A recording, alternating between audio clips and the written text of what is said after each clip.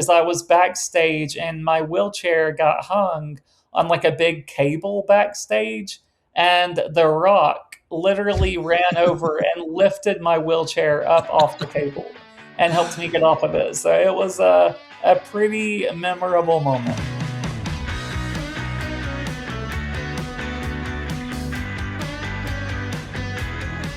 On this podcast, we're all about hyping up the wonders of California, of which there are many. But where the Golden State really sets itself apart is the myriad ways people can enjoy those wonders. In this episode, we're going to talk about accessible travel and highlight the ways California offers unparalleled experiences for all travelers, including those with mobility needs, sensory sensitivity, non-visible disabilities, and more. You may know our next guest from Season 3 of Netflix hit series Love on the Spectrum. Abbey Romeo is a singer and performer, a hat maker, an advocate for people on the autism spectrum, and a world traveler. She loves to explore her home state of California with her cousin, Mary Romeo, who also joins us on the show today. Abbey and Mary, welcome to California Now. We are thrilled to have you on the show. Thank you so much. Oh, the pleasure is all of ours. Well, I'm so excited about this. Abbey, I know that you live in Los Angeles, as do I. You live here with your family. And what do you love about living in Los Angeles and being on the West Coast? What do I like about living in LA is that we have the ocean, we have warmer weather, and we have In-N-Out Burger. Yum. We do. Famous for In-N-Out Burger. Now, California is known for having some amazing food. You just mentioned In-N-Out. I'm sure that's one of your favorites. But Mary tells us that you've become a bit of an adventurous eater. What are 3 of the most interesting things that you have eaten in California, Abbey? Octopus, duck, and oysters, but they were too slimy. The oysters were too slimy? Yeah. Yeah. But octopus, how was the octopus? It was really great and chewy. And the duck was also pretty good. My wife has never had an oyster in her life, and she says she never will. So you're more adventurous than her. So I applaud you for that. What's the next thing you want to try? Rabbit. Now, you did mention In-N-Out. What is your order when you go to In-N-Out? What do you like to get there? I usually get a plain double, meat, cheese, and bun, and regular fry. A classic. I have a texture issue with tomatoes. And Okay. Yeah. Vegetables, you don't want those on your burger. No.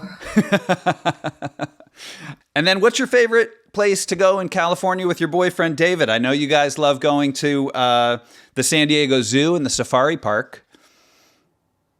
Yeah, that's a fun place, right? Yes, that's a fun place. Universal Studios Hollywood. Oh, yeah. You're a season pass holder at Universal Studios, yeah? Yes, I got to go during Christmas to see The Grinch and Little Cindy Lou. When you're going to Universal Studios, what are sort of 3 things that you make sure that you make time to do? What are your favorite rides or activities? Well, the Mummy ride, Jurassic World, and the tour, and the Simpsons ride. And the Simpsons ride. Does the Mummy ride go backwards at some point? Yes. Yes. I remember that from years ago when I went. I did not see that coming. I hope I haven't spoiled anything for anyone who's going to go on the Mummy ride. It's great. It's very exciting. Yeah, that's a good one, right? And the studio tour, that one's like so long. It's like a 40-minute ride, but there's rides within the studio tour, so you can't miss that one either. That tour is a classic tour, and it's so interesting to go see all those movie sets that you know from all these movies and TV shows. Right. I love it. Have you tried the butterbeer at Universal Studios? I have tried the butterbeer. It's a whole healthy alternative to ice cream. Is it beer? It's sweet. It's like caramel. Yeah, we've been getting that like every time we go. We try and split one. We like the frozen one because it's thick. It's kind of like a slushy, like a butterscotch flavor. Yeah. You've also been to Disneyland quite a few times. And what are your favorite things to do when you go there? Little Mermaid, because I identified with Ariel as a little girl. Finding Nemo and Space Mountain. Oh, yeah. Space Mountain is awesome. It's such a classic. It's awesome. And Mary, I wanted to ask you about Disney's accessibility programs from a family member's perspective. What do you think that they do well there? Yeah, no, I mean, we go to Disneyland all the time. We actually have the SoCal Pass, which means that we get to go 3 times in 6 months. And It's amazing. Their staff there is like so well trained to just handle so many situations. And I feel like there's always a cast member within 5 feet of you. Like you never have to ask like who works here because there's always just like a person in a costume with a giant smile. And they're always like willing to help and super accommodating. And then Abby uses the ADA pass when she goes, and that is like the accessibility pass. So you just stand in line at guest services and they, make sure that you fit the criteria to get that pass. And it's been really helpful every time that we go there because we get to kind of avoid the long lines and the hot sun, which are kind of your triggers a little bit. So it's been good. What triggers? Like the hot sun, right? And babies crying in the hot sun. Yeah. Yeah. Well, babies might be crying because of the hot sun. It's not a good combination. And then what about Anaheim in general, Mary? Does Anaheim do a good job as well in terms of, dealing with accessibility? Anaheim is amazing. We actually had like a year-long partnership with Visit Anaheim, and they invited us to go to the Medieval Times and the Newport boat parade. And they offer their employees like this autism certification to like certain places and amusement parks and hotels so that the employees can, better get familiar with autism and just learn how to adapt to certain situations and stuff and handle those. So yeah, no, Anaheim is amazing. And I feel like a lot of times people, they're hesitant to travel when there's autism or like obstacles, but California in general, just there's so many opportunities and accessible places to go to. So yeah, it's been amazing exploring all of those. That's great. That's so great to hear that that Anaheim has stepped up in that way. And then Abby, your family tells me you're also a pretty big fan of Disney shows and movies. So I thought it would be fun to ask you where you would send some iconic Disney characters on vacation in California. How does that sound? I would send Hannah Montana to a ranch in Malibu so she can go visit her horse, Blue Jeans.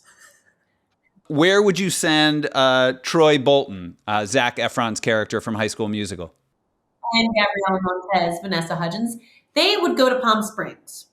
Okay, that feels right to me. Now, I do want to talk about beaches and water parks. You've said that you identify with The Little Mermaid. I know that you have become a fan of water parks. You learned to swim when you were 17 and you love being in the water now.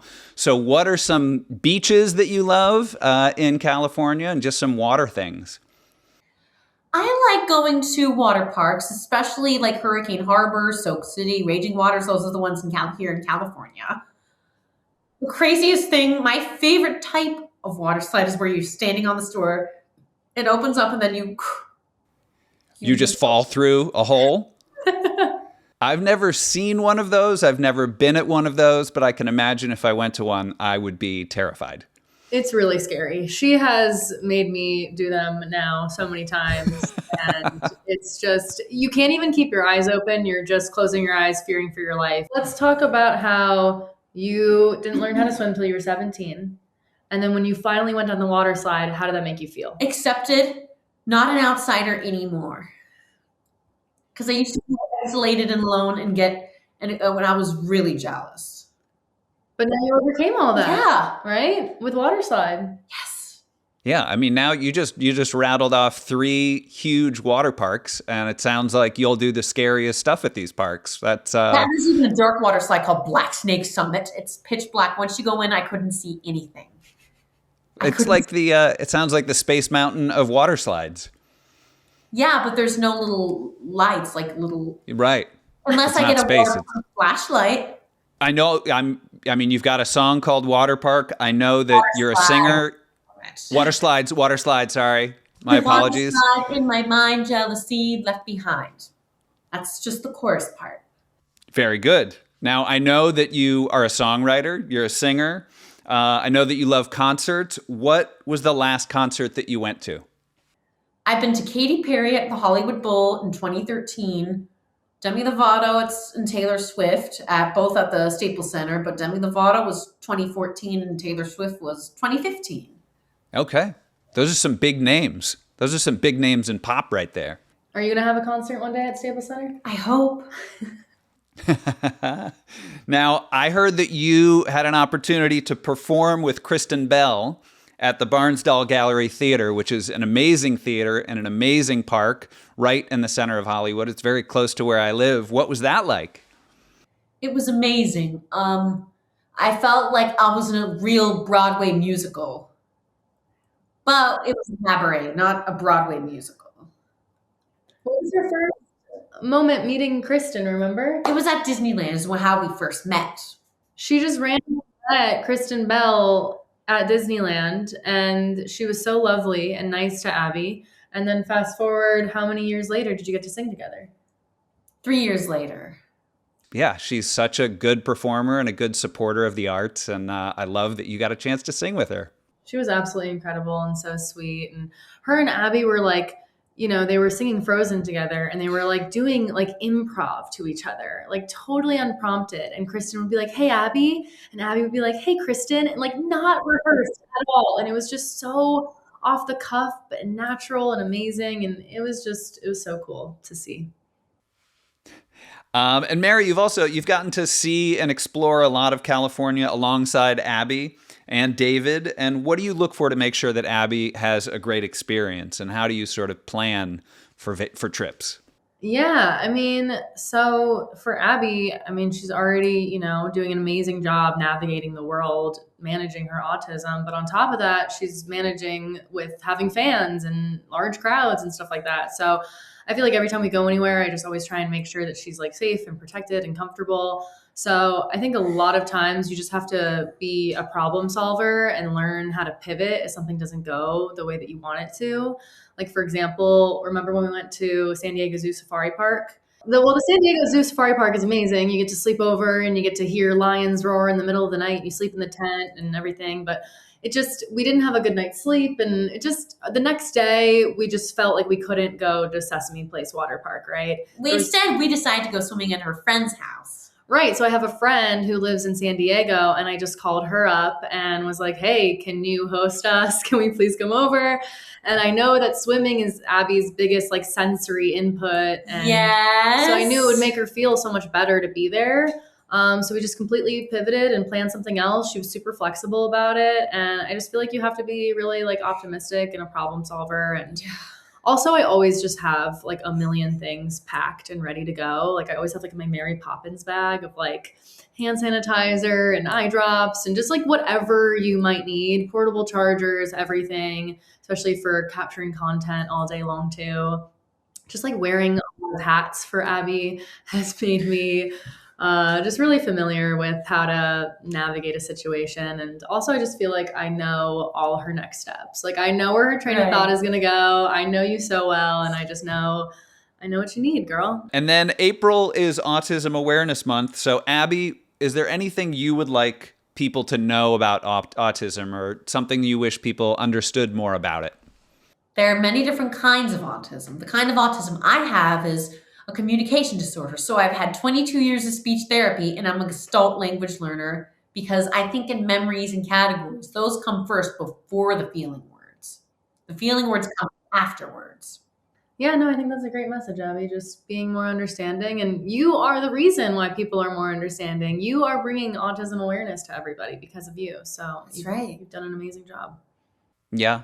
I agree. It's you do have fans everywhere, and I imagine you're going to have more fans after this.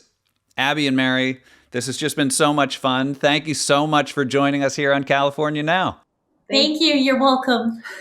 Thanks. Thank you. We've had a blast. Of course we've had a blast. I've had a blast. Support comes from Viore. Sometimes my friends from back east will take jabs at me and my, quote, California lifestyle. But it's not a burn to me, because to me, a California lifestyle means knowing how to slow down and take it easy, while still not being afraid to let it rip. And no matter what we do out in California, we like to be comfortable, and that's where Viore comes in. Their clothes have a way of making you feel like every day is a Sunday. Like their Sunday Element jacket, which has a soft performance stretch knit and a protective nylon shell to protect me from the elements if it starts raining while I'm out walking my dog. And the Viore Meta pants are nice enough to wear out to dinner or to go for a hike in the canyons. And don't sleep on the Core Short, which are so comfortable you can wear them all day long. They're soft, They got a little stretch, they come in 5 or 7-inch inseams, and you can get them with or without a breathable boxer brief liner. So Vuori is essentially letting you customize your shorts so you can get the perfect pair. Vuori is an investment in your happiness. For our listeners, they're offering 20% off your first purchase. Get yourself some of the most comfortable and versatile clothing on the planet at vuori.com/CA now. That's VUORI.com/CANOW. All one word. Exclusions apply. Not only will you receive 20% off your first purchase, but enjoy free shipping on any U.S. orders over $75 and free returns. Go to vuori.com/CA now and discover the versatility of Vuori clothing. Exclusions apply. Visit the website for full terms and conditions. Support comes from Built Rewards. Back in the day, I struggled to make my monthly rent payment. And then once I did, I just had to start figuring out how I was going to pay it the next month. Vicious cycle. But Built can make paying rent feel a little better. Because Built is the loyalty program for renters that rewards you monthly with points and exclusive benefits in your neighborhood. With Built, every rent payment earns you points that can be used towards flights, hotels, Lyft rides, Amazon.com purchases, and so much more. And here's something new to be excited about. Now, Built members can earn points on mortgage payments for the first time. That means you can get rewarded wherever you live and unlock exclusive benefits from more than 45,000 restaurants, fitness studios, pharmacies, and other neighborhood partners. Personally, I'd redeem my points on the Built Travel Portal, which offers great deals on flights and hotels where you're actually booking directly with airlines and hotels and not through some third party which won't give you the same level of customer service and benefits that are important to me when I travel. It's simple. Paying rent is better with Built. And now, owning a home can be better with Built too. Earn rewards and get something back wherever you live. Join the loyalty program for renters at joinbuilt.com/now. That's JOINBILT.com/now. Make sure to use our URL so they know we sent you. My next guest has been to 50 countries and all 7 continents in a motorized wheelchair. Cory Lee is a self-described travel addict, and his mission in life is to help other wheelchair users travel as freely as he does. He's the author of Curb Free with Cory Lee, a travel blog that offers advice on accessible travel. Cory, welcome to California Now. I'm so happy you're here. Yeah, I'm so happy to be here. Thank you for having me. No, it's an absolute pleasure. I was on your site last night. It's impressive. Like the places you've been, I'm so jealous of where you've been. I'm so jealous of what you've been able to accomplish. Let's go back to the beginning. You started this blog. It started as a blog in 2013. So take us back 12 years. What inspired you to start it, and how did it all come to life?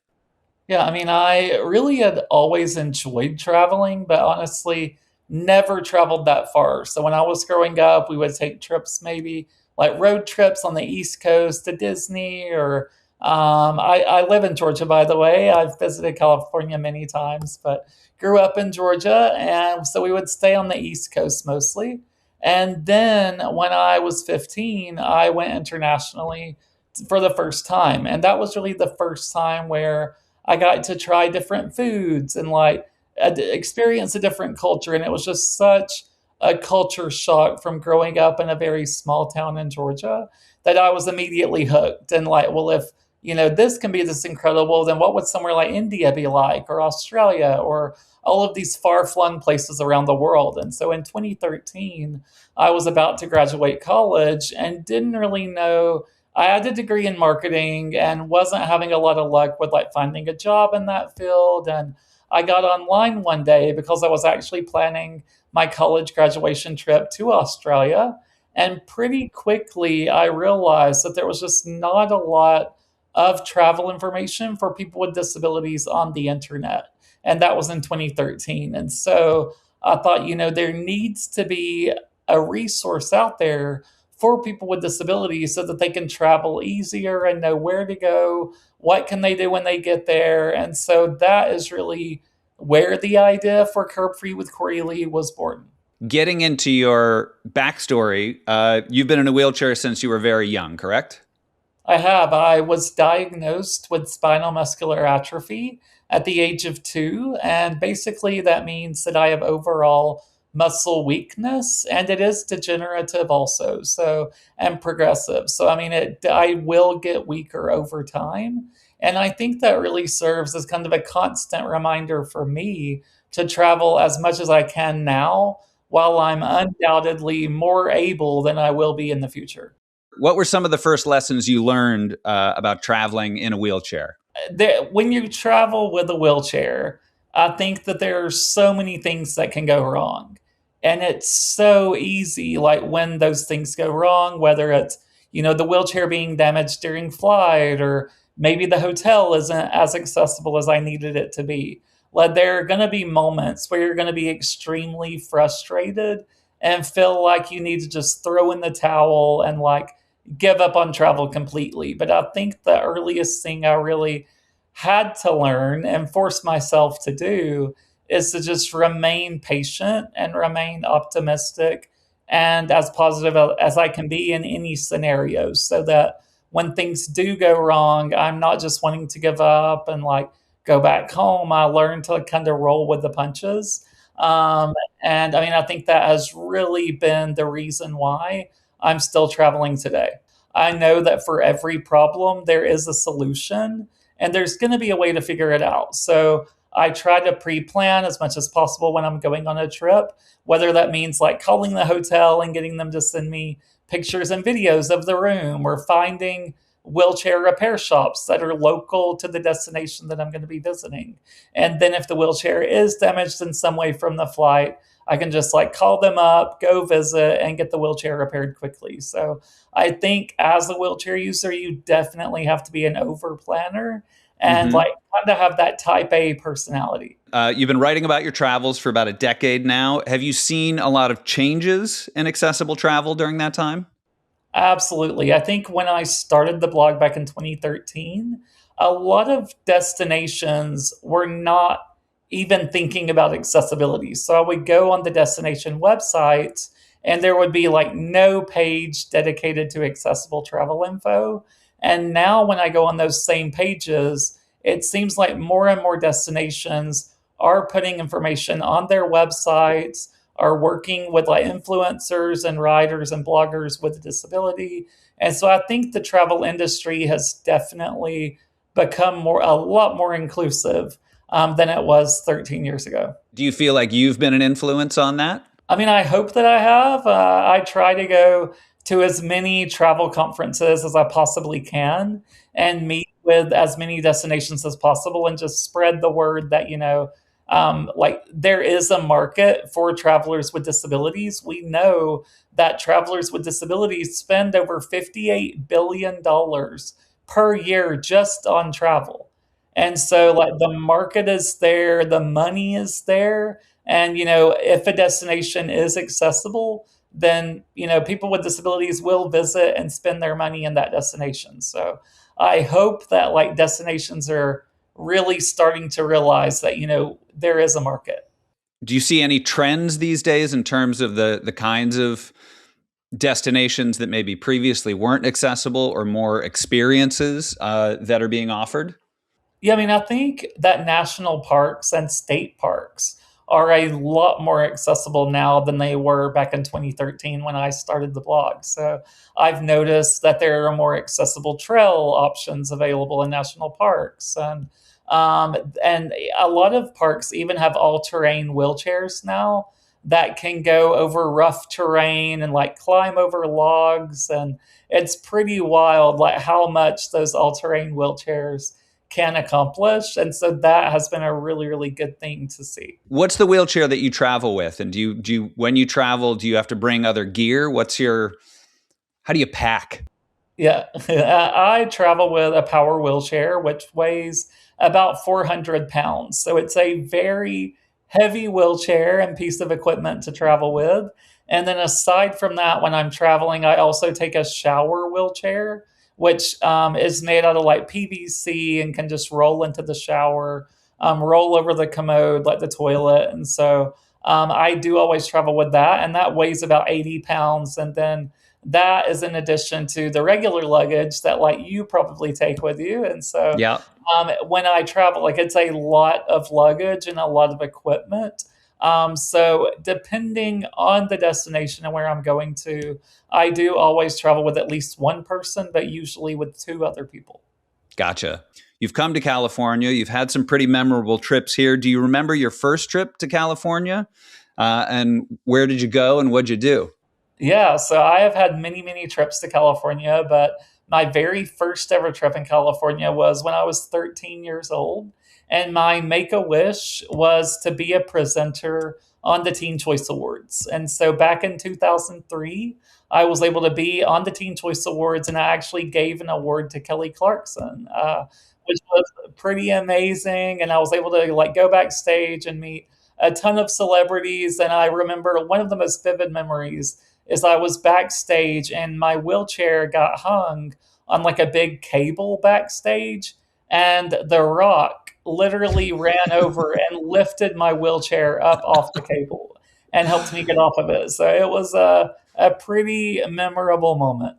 Yeah. Oh man, The Rock. I don't know that. Yeah, it would take someone like The Rock to be able to lift a 400-pound Exactly. wheelchair. It's very handy if The Rock's around. I was very glad he was backstage at that time. Yeah. And then where else have you gone in the Golden State? So I've been to Disneyland, I've done Sonoma, I've done to San Francisco a few times. Yosemite National Park is probably my favorite part of California that I've visited. I've done like LA, a lot of different areas. And I can't wait for the next trip, which will be this summer. Oh, great. Where are you planning to go? So this summer, I'm planning to go to more national parks. I'm a big national park fan, so I'm doing Same. Redwoods and Sequoia. Oh, great. I've never been to Sequoia. We almost went for my birthday, but just sort of life got in the way. But it's definitely on my list, and I live so much closer than you, and I am convinced that you're going to get there before I do.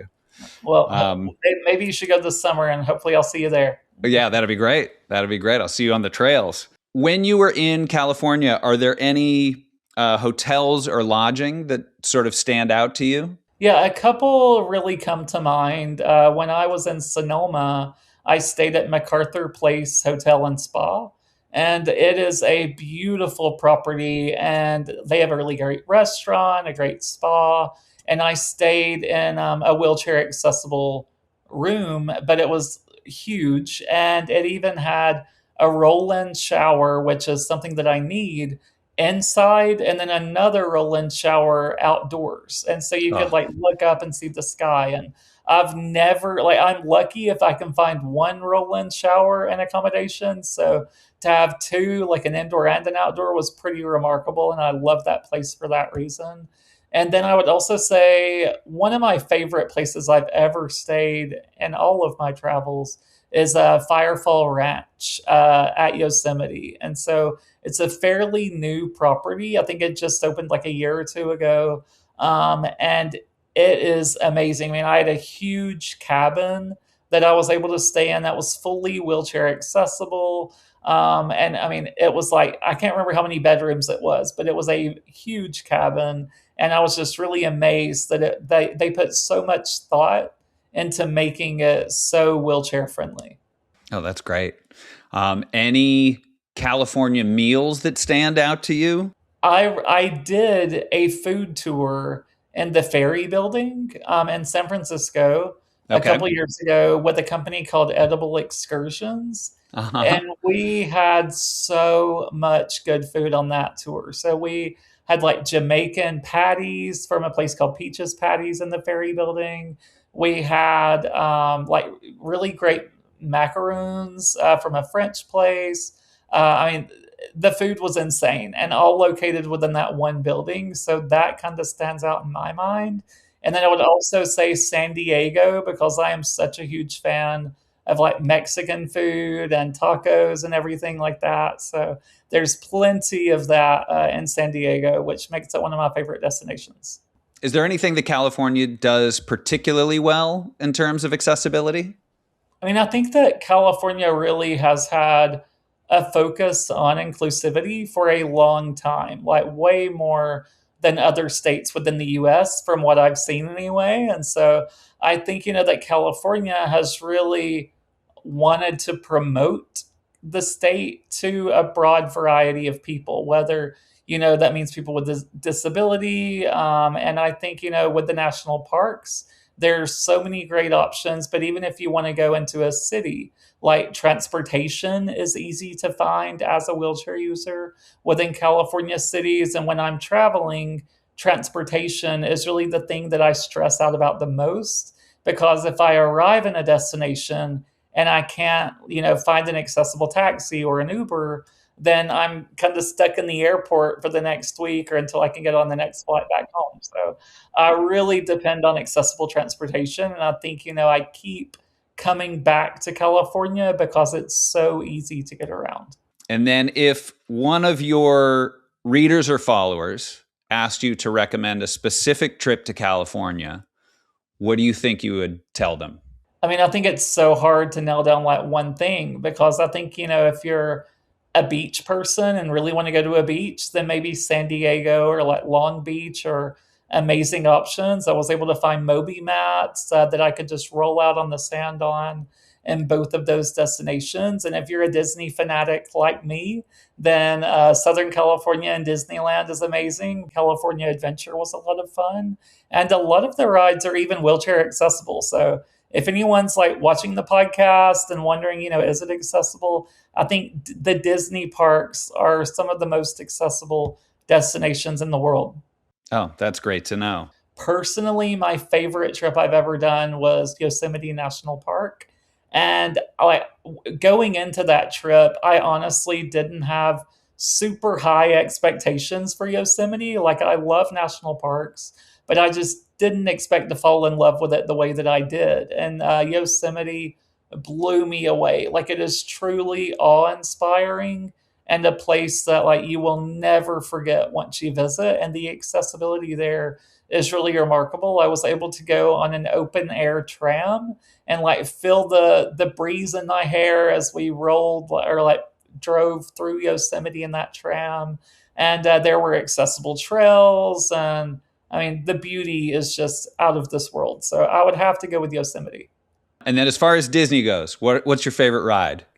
Favorite rides? You don't have to, I'm not going to say you got to do one, but if it's a busy day, you're only going to be able to knock out a few. Where do you go?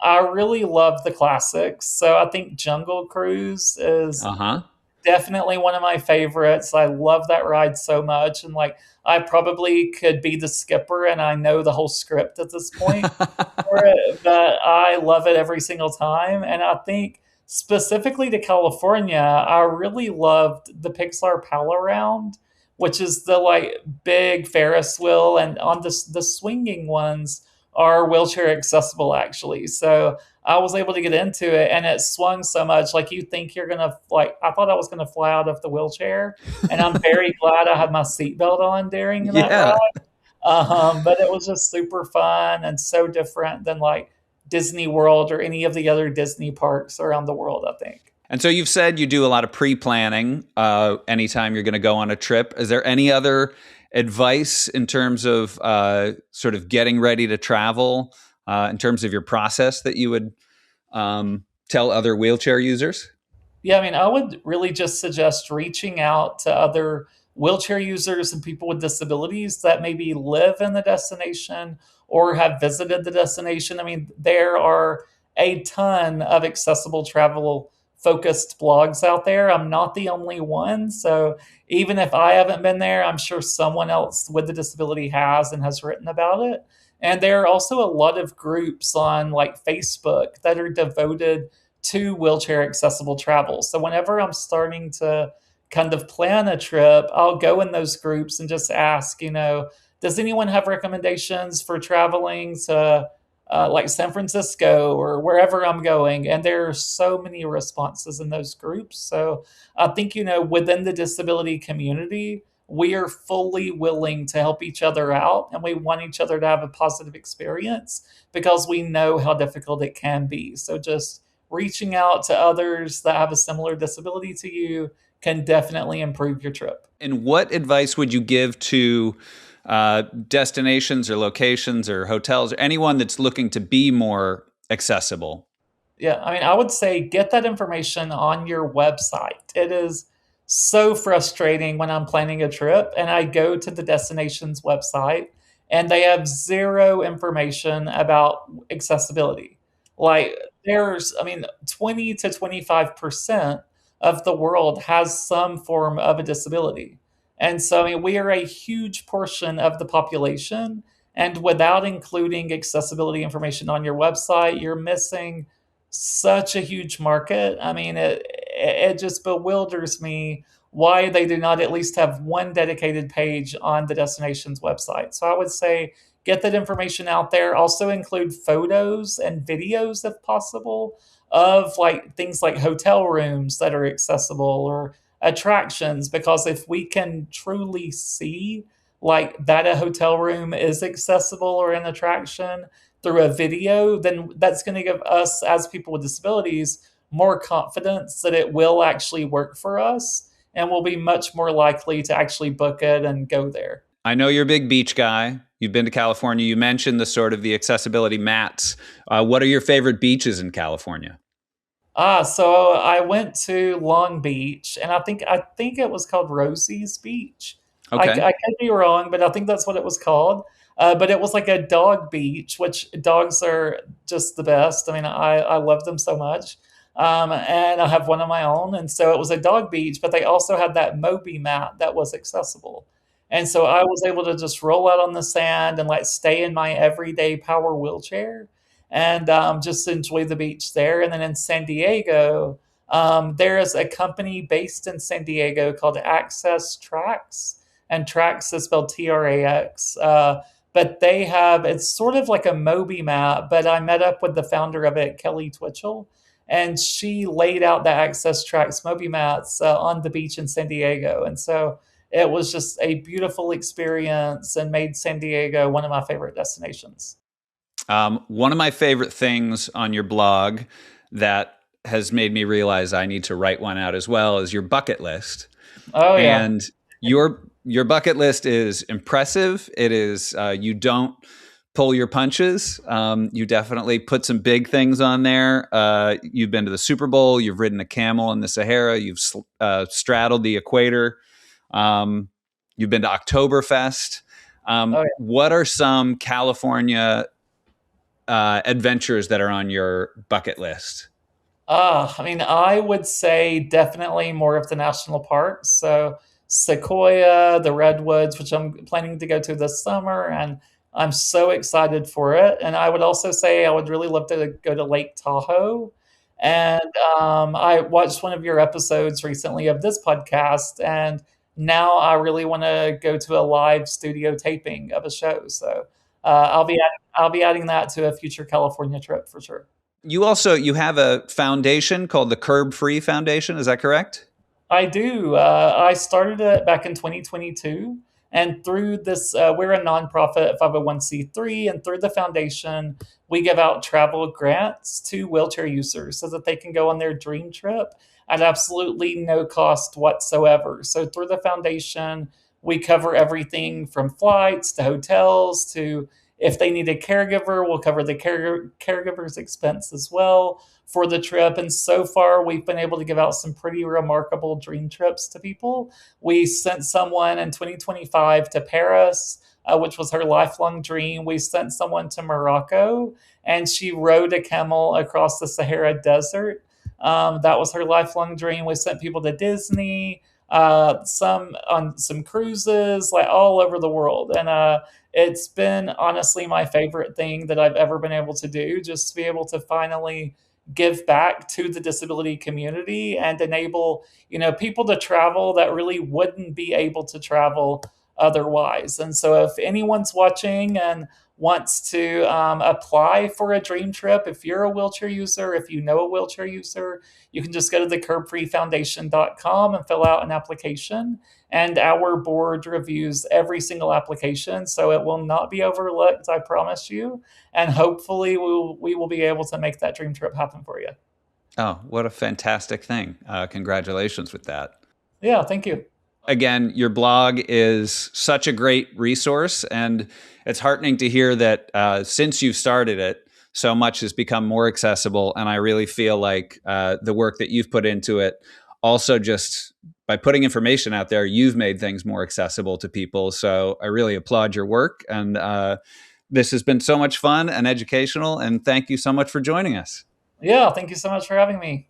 Cory Lee is the author of Curb Free with Cory Lee, a travel blog that offers advice on accessible travel. You can get more travel tips and read all about his latest adventures at Curb Free with Cory Lee. That's LEE.com. Want to know more about finding accessible experiences in the Golden State? Head over to visitcalifornia.com to get a free copy of the new California Visitor's Guide and check out the Visit California Accessible Travel Hub to help you plan your next Golden State adventure. Between episodes of California Now, you can catch me and more of my adventures on my other podcast, Family Trips with the Meyers Brothers. This podcast is produced by Visit California. You can find our show on YouTube, Spotify, Apple Podcasts, or wherever you get your podcasts.